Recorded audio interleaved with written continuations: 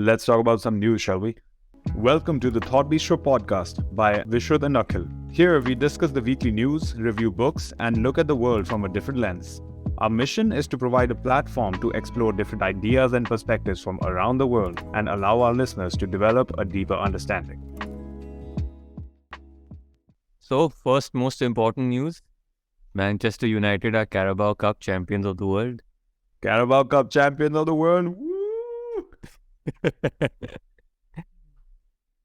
So after a 5.75 years, let's just call it 6, 2017, now 2023, Manchester United looks like a very efficiently oiled machine, which is being run by the manager. As we spoke in our last episode about how important the manager can be to a strategy for a club, for a company, for a business.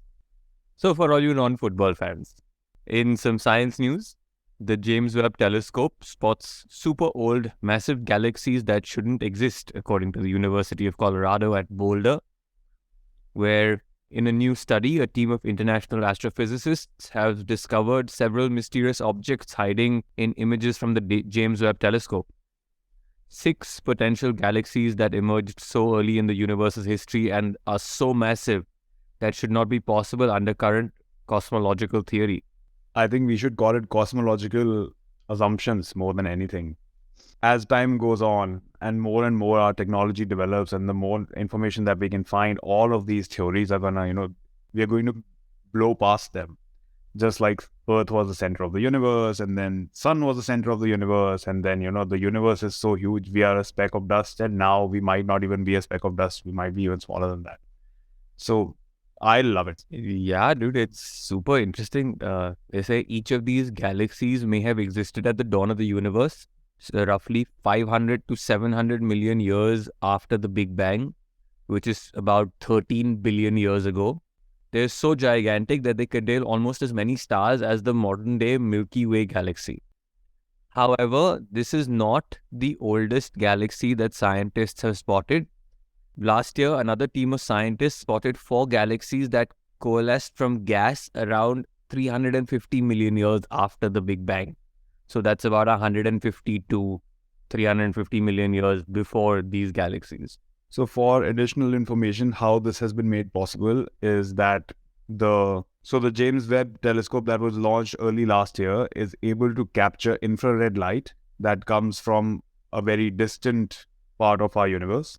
And the thing is, as light travels more and more distance, its wavelength changes. Because of a change in wavelength, it goes out of the visible spectrum. So if you put light on a scale of, 0 to X, there is only a very limited part in the middle that we can see. Outside that, there are things like X-rays and infrared and different spectrums of light, or we can call them different types of light, which have different wavelengths that separate each type. So finally, we have something that can get infrared light from afar. And this is how we are able to discover more and more data.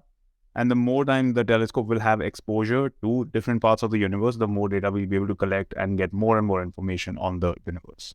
Moving on to the next topic, there has been research that supports that lithium air batteries could offer much longer driving range compared with lithium ion batteries.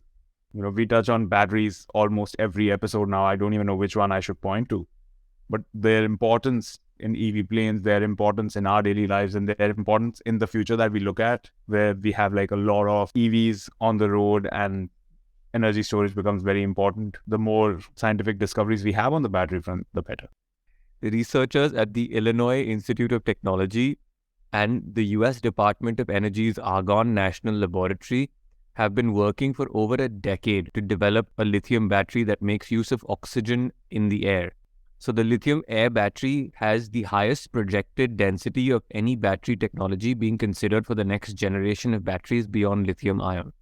The team's lithium air design is the first lithium air battery that has achieved a 4-electron reaction at room temperature. The capability to run with air avoids the needs for oxygen tanks to operate, which was a problem with earlier designs. So the team lead makes this statement: with further development, we expect our new design for the lithium air battery to reach a record energy density of 1200 watts per kilogram This is nearly 4 times better than lithium-ion batteries. A 41-year-old record in women's track and field was smashed by a young Dutch runner. Her name's Femke Bol. She completed the 400-meter sprint in 49.26 seconds at the Dutch Indoor Championships in Apeldoorn, beating the previous record of 49.59 seconds that was set in 1982. She also set a world record for the best indoor 500 meters of a time of 1 minute 5 seconds, 0.63 in Boston in her first race of the season. Femke is the winner of the bronze medal in the 400-meter hurdles during the last Summer Olympics. I love human capacity, because humans just keep outdoing ourselves. And every time you think this is the limit, this is the absolute max, or nobody's ever going to be faster than this, nobody's ever going to be jumping higher than this, nobody's ever going to be swimming faster than this, there's always a new record. And right now, all the records are like within our lifespan, which is amazing. Most of them are held by Usain Bolt or by Michael Phelps, which is just madness. So it's very interesting when you see these records and when we talk about human capacity and we see nationalities. In running, you'll often see people from parts of Africa like Kenya, etc. because they say the way evolution has taken place, these people have relatively shorter bodies and longer legs when it comes to ratios. Whereas for swimming, they say the athletes from the US and like Michael Phelps have a much larger upper body section which allows them to glide through the water faster. It's just the way different species of us have evolved. Like Jamaica, again, is one of those where the bodies of people have evolved better for running.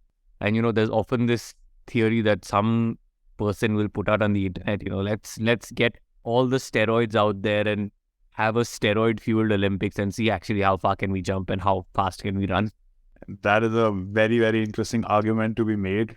And to actually test capacities, let's go all out. I don't know how ethical it is by the current ethical standards where, ethics are held in a very high regard compared to the limitations. But it's another way to view the whole competition. Yeah, it's saying embrace the chaos and let's see how far the chaos can take us. Maybe just make a whole new sports segment out of it. Yeah, this is not the traditional sport. For example, how they're doing in Formula E. Formula E is basically Formula 1, but completely electric. And it has some Super Mario Kart elements to it, where you can run over certain strips and you get like a speed boost for 5 seconds. It's crazy because you can achieve all of this in the electrical realm. They made a completely new sport out of it and they called it Formula E, and now they're running races. I have a friend in Ferrari. We might get him in sometimes to talk about Formula E and what the future holds in Formula 1 and in Formula E and what is Ferrari doing about it, if he's open to talking about it. So that could be very interesting. Talking about racing and talking about human limitations, there's this husband and wife and they're traveling around the world and they have planned to travel all around the world with their dog, and they're going to be traveling on a bike. So if you see them racing past you sometime close by, don't be very surprised because we have told you about it now. The dog is wearing goggles and looking super cool about it. So yeah, check it out. The dog is called Moxie. He's a German Shepherd. And the couple is named Jess Stone and her husband Greg. That's what I have for you. Talking about Germans, the German Center for Infection Research has successfully cured an HIV infection after stem cell transplant. This patient is now the third person in the world to be completely cured of the HIV virus by stem cell transplant. He's referred to as the Dusseldorf patient. He's a 53-year-old man. He was treated at the University Hospital of Dusseldorf and received a stem cell transplant due to blood cancer. I think stem cell discussion in medicine has been as old as time. So anything that does start working, I think, who knows where it goes. But we might just be at the very, very early stages of such a solution. This treatment has happened over a very, very long time. 10 years after the initial transplantation and 4 years after the end of anti-HIV therapy, the Dusseldorf patient could be declared completely cured by the International Research Consortium. So talking about places in Europe, a research group from VTG Technical Research Center of Finland has unlocked the secrets behind the extraordinary mechanical properties and ultra-light weight of certain fungi. The complex architectural design of mushrooms could be mimicked and used to create new materials to replace plastics. In a very similar research, I saw one like a couple of years back where they were making coffins by using mushrooms. You know, they were growing coffins using mushrooms. And coffins have been a big polluting agent because coffins are layered with a particular kind of polish, and that polish doesn't dissolve into the soil very well. Because of that, it causes a lot of soil pollution, and it makes the land infertile for the future. So plastics are another very interesting zone for mushrooms to go into. Yeah, man, I think that's a very, very good way of making things more biodegradable. Speaking of betterment of the environment, the annual Western monarch butterfly count to measure the population of overwintering butterflies shared some lovely news. For the second year in a row, their count is up. They were at a low of 2,000 individuals counted in 2020, which then in 2022 led to a number of about 250,000. And this year, that number is at 335,479, which is back into what was considered normal between 2000 and 2017. So that's great news for the environment and great news for monarch butterfly lovers and enthusiasts out there. Butterflies just disappeared overnight, didn't they? Like when we were younger, there were so many butterflies even in our backyard that now when you go to India, you barely see any. If you see any, it's a moth, and then you are just scared and you run away. Yeah, man, it's just something that always brings a smile to your face when you hear about butterflies. So, on to some somber news. Israel and Palestine were at it again. Palestinian fighters launched several rockets from their coastal enclaves after Israel raided the West Bank city of Nablus, which killed 11 Palestinians. Israel has since bombed the Gaza Strip. Israel reported that its air defense system intercepted 5 of the rockets that the Palestinians fired at them, while the 6th fell in an uninhabited area. No Palestinian group has yet claimed responsibility for Thursday's rocket fire. The Nablus raid was one of the deadliest Israeli operations in the occupied West Bank since the Second Intifada, or the Palestine Uprising of 2000 to 2005.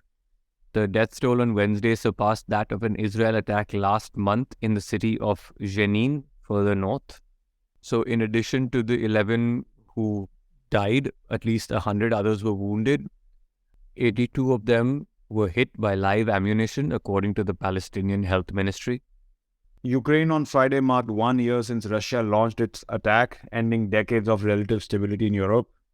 Ukrainian President Volodymyr Zelensky said the invasion was the hardest day of our modern history. And let's see where it goes from here.